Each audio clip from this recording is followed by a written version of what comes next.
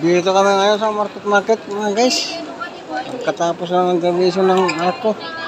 Inorbi ko muna yung mga ano ko rito, yung mga store ko rito.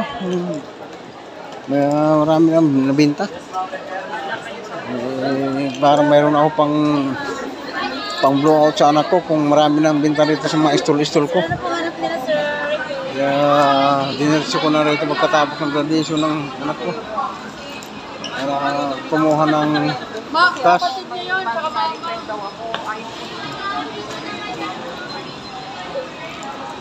Mga guys.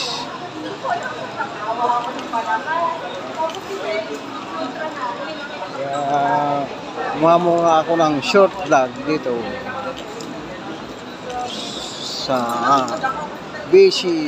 BGC Marketplace Taguig.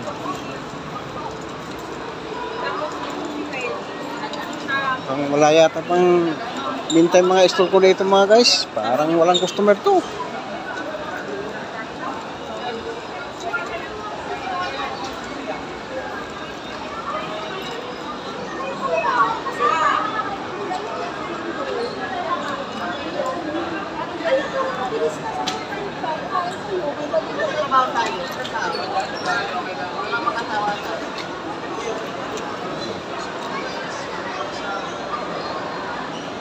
Nandito na lamang yung ating short vlog mga guys. Salamat.